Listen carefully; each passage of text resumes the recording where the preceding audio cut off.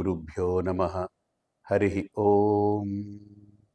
ఓం ఐం హ్రీం శ్రీం శ్రీమాత్రే నమః. మహాశక్తి యాగంలో మరో ప్రధానమైన ఘట్టం 10 రోజులు మనం చేసుకునే 10 విశేషమైనటువంటి అలంకరణలు. అలంకరణ అనేటువంటిది అమ్మవారికి చేసేది కాదు, అమ్మవారి యొక్క దివ్య శక్తిని మనం దర్శించుకునేదానికి చేసేది. అలంకరణ చేస్తే అమ్మవారిని మనం మస్కా కొట్టాము, తృప్తిపరిచాము, ఏదో ఆవిడికి బటర్ రాసామని అనుకోవద్దు. అది అమ్మవారిని తృప్తిపరిచేది కాదది. అది మనము తృప్తి పొందేది. ఆ అలంకరణ ద్వారా అమ్మవారి యొక్క దివ్యమైనటువంటి మంగళ రూపాన్ని మనము దర్శించి తృప్తి పొందేటువంటి ఘట్టం అది.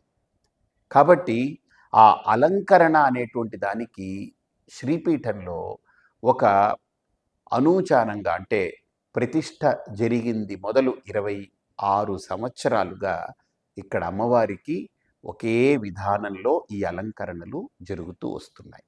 అందులో ప్రధానంగా మనకు 11వ తేదీ అక్టోబర్ ప్రారంభమయ్యేటువంటి దసరా శరన్నవరాత్రులలో భాగంగా మొట్టమొదటి రోజు అంటే ఆదివారం నాడు అన్నపూర్ణాదేవి అలంకరణ ఉంటుంది. అన్నపూర్ణ అనంటే అన్నము పెట్టేటువంటిది, అన్నము భిక్షగా మనకు అందించేటువంటిది. సో కాబట్టి అమ్మని అన్నపూర్ణాదేవిగా మనం అలంకరించుకుని అన్న వస్త్రాలకు లోటు లేకుండా మన జీవితాన్ని సురక్షితంగా నడపాలి అని సంకల్పంతో అమ్మవారిని అన్నపూర్ణాదేవిగా చూస్తాం. ఇది మొదటి రోజు. ఇక రెండవ రోజు అంటే 12వ తేదీ సోమవారం నాడు అమ్మవారిని వారాహీదేవిగా చూస్తాం. వారాహి అని అంటే ఒక దివ్యమైనటువంటి అమ్మవారి యొక్క ఒక కుడి భుజం లాంటి ఒక మహాశక్తి స్వరూపిణి అయినటువంటి దేవత. అమ్మవారికి వారాహి ఒక పక్క, ప్రత్యంగిరాదేవి మరో పక్క. ఇలాగా ఈ 2 శక్తులు అమ్మవారికి కుడి ఎడమ ఉండి అమ్మవారి యొక్క మహాతత్వాన్ని అలాగ నిరంతరం దాన్ని ఆస్వాదిస్తూ అమ్మవారి యొక్క ఆజ్ఞను పాటించేటువంటి శక్తులవి. అందులో మనకు సోమవారం నాడు అమ్మవారి యొక్క దివ్యమైనటువంటి శక్తి రూపంగా భావించే వారాహి అమ్మవారి యొక్క అలంకరణ మనం చూస్తాం. ఈ వారాహి అనేటువంటిది అమ్మవారి యొక్క రూపము వరాహ రూపంతో ఉంటుంది. వరాహం అంటే ఏంటనంటే మనకు బయట కనిపించేటువంటి వరాహాలు కావు, అవి స్థానిక వరాహాలు కావు. ఇది అడవి వరాహం. అంటే ఈ వరాహానికి కొమ్ములు ఉంటాయి. ఈ కొమ్ములు దేనికి సంకేతం అంటే ఆ అడవి పంది తవ్వేస్తుంది, ఎంత అడుగుకైనా తవ్వుతుంటుంది. అంటే లోపల ఉన్నటువంటి దాన్ని బయటికి తీసుకురావడం అని అర్థం. వారాహి అమ్మవారి యొక్క శక్తి ఎలాంటిది అంటే మనకు తెలియకుండా ఉన్నటువంటి ఎన్నో అవరోధాల్ని, ఆటంకాల్ని తవ్వి బయటికి తెచ్చి దాన్ని పటాపంచలు చేయగలిగేటువంటి శక్తి సామర్థ్యము కలిగిన మూర్తి వారాహి అమ్మవారు. ఆ అమ్మవారి యొక్క దివ్య అలంకరణ మనకు శ్రీపీఠంలో 2వ రోజు ఉంటుంది. ఇక 3వ రోజు అంటే 13వ తేదీ మంగళవారం నాడు అమ్మవారిని మనం గాయత్రీ దేవి రూపంలో ఆరాధిస్తాం. అమ్మవారిని గాయత్రి అనేది మనందరికీ తెలుసు. పంచముఖాలతో గాయత్రీదేవి ముక్తా విద్రుమ హేమనీళ ధవళ ఛాయై ముఖై త్యక్షణై అని అమ్మవారిని మనకు అమ్మవారి యొక్క వర్ణన చేస్తే ఈ 5 ముఖాలతోటి, దశభుజాలతోటి అమ్మవారు ఒక మహాశక్తి స్వరూపిణిగా, మనందరినీ సంరక్షించేటువంటి దేవతగా, మనందరికీ ఆరోగ్యాన్నిచ్చే ఆరోగ్య ప్రదాతగా గాయత్రి అమ్మవారిని, బుద్ధి ప్రదాతగా, ఆరోగ్య ప్రదాతగా అమ్మవారిని ఆరాధిస్తాం మనం. ఇది 3వ రోజు. 4వ రోజు అమ్మవారిని అంటే 14వ తేదీ నాడు అమ్మవారిని బుధవారం నాడు హరిద్రాదేవి అలంకరణలో ఆరాధిస్తాం. హరిద్ర అని అంటే పసుపు అని కదా అర్థము. పసుపు దేనికి సంకేతము? మనలో ఉన్నటువంటి ఏ రకమైనటువంటి అరిష్టాలని, ఎటువంటి అరిష్టాలైనా సరే, మన శరీరంలో, మన మనస్సులో ఉన్నటువంటి అరిష్టాలని, ఆది వ్యాధులని హరించేటువంటి ఒక శక్తి సంపన్నమైనటువంటి మూలిక పసుపు. పసుపుని చాలా శ్రేష్టంగా భావిస్తాం. అలాంటి పసుపుతో అమ్మవారిని అలంకరించుకొని హరిద్రాదేవిగా ఎందుకు దర్శిస్తామనంటే, మనకు ఆది వ్యాధులు సోకకుండా మనల్ని రక్షించాలి అని అమ్మవారిని మనం హరిద్రాదేవిగా ఆరాధన చేస్తాం. ఇకపోతే 5వ రోజు 15వ తేదీ నాడు అమ్మవారిని మనం రాజరాజేశ్వరీ దేవిగా అలంకరించుకుంటాం. రాజరాజేశ్వరి అంటే రాజ్యదాయిని, రాజ్యవల్లభ, రాజత్కృప, రాజపీఠ, నివేశిత నిజాశ్రిత, రాజ్యలక్ష్మి, కోశనాద, చతురంగ బలేశ్వరి, సామ్రాజ్యదాయిని, సత్య సంధాసాగర మేఖల. అమ్మవారి యొక్క లలితా సహస్రనామంలో వచ్చేటువంటి ఈ అంశాలే, వాటినే మనం అలంకరణగా చేస్తాం. అందులో ప్రధానమైనటువంటి అంశం రాజరాజేశ్వరి దేవి. ఎందుకు అని అంటే, అమ్మవారు సామ్రాజ్యదాయిని అంటే సామ్రాజ్యాన్ని ఇచ్చేటువంటిది. సామ్రాజ్యం అని అంటే కేవలం రాజకీయపరమైన అంశమనే కాదు, గృహము కూడా ఒక సామ్రాజ్యమే, ఇల్లు కూడా ఒక రాజ్యం లాంటిదే. ఎందుకనంటే అక్కడ పిల్లలు ఉంటారు, ఇంట్లో బంధువులు వస్తుంటారు, మిత్రులు వస్తుంటారు, తోటి వాళ్ళు ఉంటారు, ఇరుగు పొరుగు ఉంటారు, భార్య ఉంటుంది, భర్త ఉంటారు, అన్నీ కలగలిపినటువంటిది. అదొక చిన్న సామ్రాజ్యం లాంటిది, అదొక రాజ్యం అది. ఆ రాజ్యానికి లక్ష్మి ఎవరు? భార్య. సో అటువంటి రాజ్యలక్ష్మిగా ఆ ఇంటిని చక్కదిద్దగలిగేటువంటి శక్తి సామర్థ్యాలని అమ్మవారు అనుగ్రహించాలి. అలాగనే ఆ ఇంటిని సంస్కరించడానికి ఒక గొప్ప యోగ్యమైన సంస్కారాన్ని అమ్మవారు అనుగ్రహించాలి. సంస్కారవంతమైనటువంటి గృహము, అలాగనే ఒక నియమబద్ధమైనటువంటి ఒక విధి విధానాలతో దైవీకమైన, సాత్వికమైన, ఒక పాజిటివిటీతో, మంచి వైబ్స్ తోటి ప్రశాంతతనిచ్చేటువంటి గృహము అందరికీ లభించదు. డబ్బుండి పెద్ద కోట కట్టుకోవచ్చు, కానీ ఇది రావాలి అని అంటే అమ్మవారి అనుగ్రహం ఉండాలి. చిన్న ఇళ్ళైనా సరే అందంగా ముచ్చటగా లోపలికి వెళ్ళగానే ఏదో ఒక శాంతి ఉంటుంది. కాబట్టి మనము మన ఇంటిని అలా మార్చుకోవాలి అని అంటే, ఇంటిలో గృహ శాంతి, గృహ సౌఖ్యము, గృహాలంకరణము, గృహంలో మంగళకరమైనటువంటి దివ్యమైనటువంటి శక్తిని మనం పెంపొందించుకోవాలంటే రాజరాజేశ్వరి అమ్మవారి యొక్క దివ్య అనుగ్రహం మనకు చాలా అవసరం. ఇకపోతే 6వ రోజు మనకు ప్రధానమైనటువంటి రోజు బగళాముఖి దేవత యొక్క అలంకరణ. బగళాముఖి అనేది దశమహావిద్యలలో అమ్మవారి యొక్క దశమహావిద్యలు అంటే అమ్మవారి యొక్క 10 శక్తులలో ప్రధానమైనటువంటి విద్యలలో బగళాముఖి అనేటువంటిది ఒక విద్య, బగళా విద్య. ఆ బగళాముఖి అమ్మవారు మహాశక్తి సంపన్నురాలు. అమ్మవారి యొక్క శక్తి ఎలాంటిదో ఇంచుమించు అద్దంలో చూస్తే అంత సమాంతరమైన శక్తి కలిగినటువంటి దివ్యమూర్తి బగళాముఖి. ఆ బగళాముఖి అమ్మవారి యొక్క ఆరాధన, అనుగ్రహం ఉంటే వాళ్ళకి లోపల కానీ బయట కానీ గుప్త శత్రువులు కానీ అది కానీ రకరకాల అరిష్టాలు, రకరకాల క్లేశాలు, వాళ్ళ చుట్టుముట్టి వచ్చేటువంటి గ్రహ పీడలు, వీటన్నిటినీ కూడా క్షణకాలంలో నివారించగలిగేటువంటి దివ్యశక్తి స్వరూపిణి బగళాముఖి అమ్మవారు. అసలు అమోఘం. బగళాముఖి ఆరాధన, బగళాముఖి సాధన అనేది ఒక అద్భుతం. ఒక మనిషిని ఎంత తేలిగ్గా మార్చేయగలదంటే, తేలిక చేస్తుంది, లోపలున్న బరువు మొత్తాన్ని తీసి అవతల పారేస్తుంది బగళాముఖి సాధన.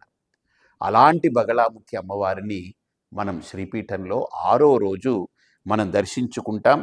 అలాగనే బగళాముఖి అమ్మవారి అనుగ్రహంతో మనిషి జీవితంలో దినదినాభివృద్ధిని చూస్తూ ఒక సత్వగుణంతో, ఒక మంచి కీర్తితో, మంచి వర్చస్సుతో, యశస్సుతో అద్భుతంగా రాణిస్తారనేటువంటిది ప్రతీతి. అలాగనే మనకు 7వ రోజు అంటే 17వ తేదీ నాడు మనం అమ్మవారిని విద్యకు నిలయమైనటువంటి, విద్యాస్వరూపిణి అయినటువంటి, విద్యాధి దేవత అయినటువంటి సరస్వతి రూపాన్ని మనం అమ్మవారిలో మనం దర్శించుకుంటాం.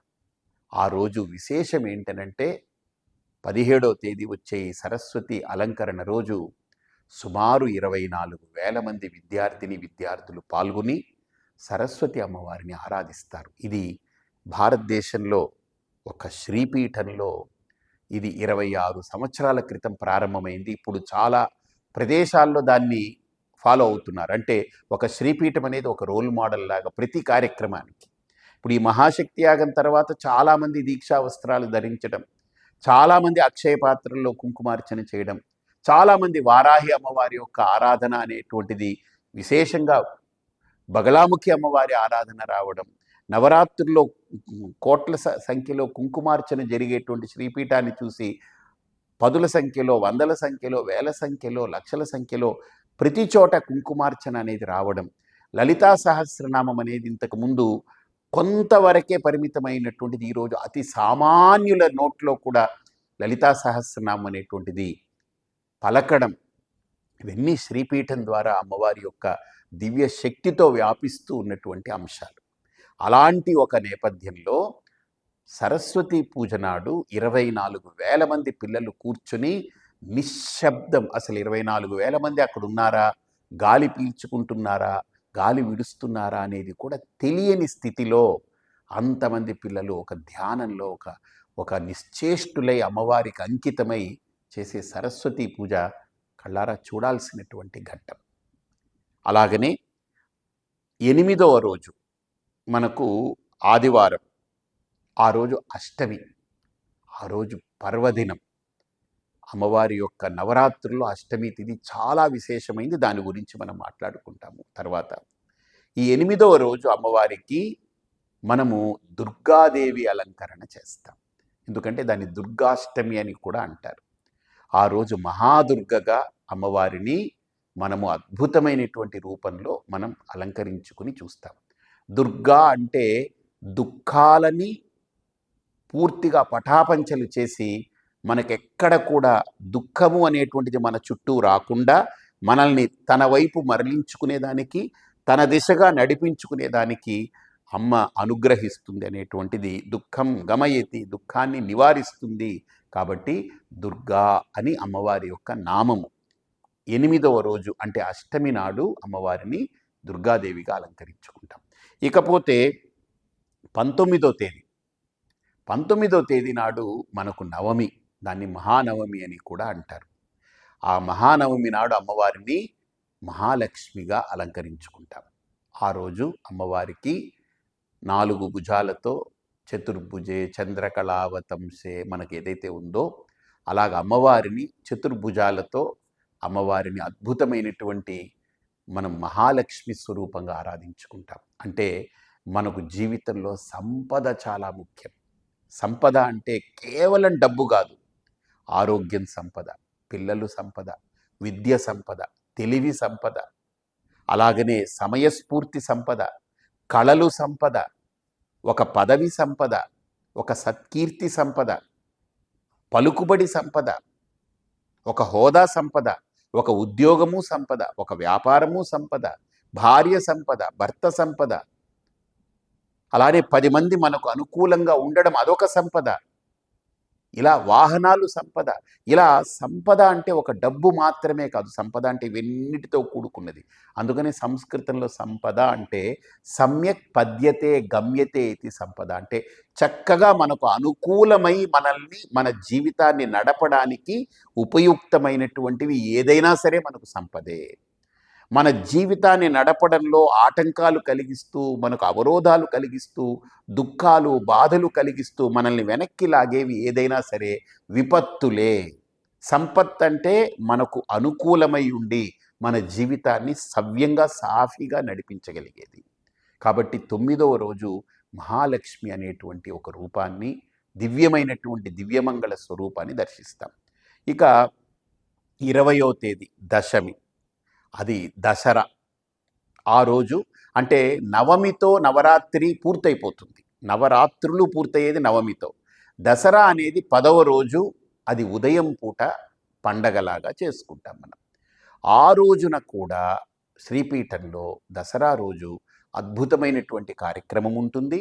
ఆ రోజు సాయంత్రం అమ్మవారి యొక్క యథార్థమైనటువంటి రూపాన్ని, మహాభువనేశ్వరి స్వరూపాన్ని, బంగారు కవచంతో అమ్మవారిని దర్శించుకుంటాం. సువర్ణ కవచ అలంకరణతో అమ్మవారిని, అద్భుతమైనటువంటి ఆ రూపాన్ని, అసలు 2 కళ్ళు సరిపోవు. దివ్యలోకమైనటువంటి దివ్య శక్తిని అనుగ్రహించే ఆ దేవతని అమ్మని మనం దర్శిస్తాం. ఇక 11వ రోజు అంటే 21వ తేదీ ఏకాదశి నాడు అమ్మవారికి ఒక విశేషమైన అలంకరణ. అంటే అమ్మవారిని రామాయణంలో కూడా ఒక మాట అంటారు రాముణ్ణి, స్త్రియం పురుష విగ్రహం అని. అంటే నువ్వు ఆడదానివే కానీ పురుషుడి రూపంలో రాముల్లా కనపడుతున్నావు అని గొప్ప చమత్కారమైన మాటది. దాన్ని సార్థకం చేస్తున్నట్టుగా ఇక్కడ అమ్మవారిని వెంకటేశ్వర స్వామిగా అలంకరించుకుంటాం. అంటే ఆ అమ్మవారికి, నారాయణుడికి, అమ్మవారికి, ఈశ్వరుడికి ఏ రకమైన భేదము లేదు. అమ్మ యొక్క దివ్యమైనటువంటి శక్తులే బ్రాహ్మి అంటే బ్రహ్మ, వైష్ణవి అంటే విష్ణువు, అలాగనే రౌద్రి అని అంటే శివాని అంటే శివుడు. కాబట్టి అమ్మవారి యొక్క దివ్య శక్తులే ఆ మూడు. అలాంటి అమ్మవారిని ఆఖరి రోజు వెంకటేశ్వర స్వామిగా అలంకరించుకుంటాం. ఇది ఈ 10 రోజులు శ్రీపీఠంలో జరిగే విశేష అలంకరణలు, వాటి వివరాలు, వాటన్నిటిని మీరు దర్శించుకొని వీలైనటువంటి వాళ్ళు, దూర ప్రాంతాల నుంచి వచ్చేవాళ్ళు కనీసం అష్టమి నాడు అందరూ వస్తారు.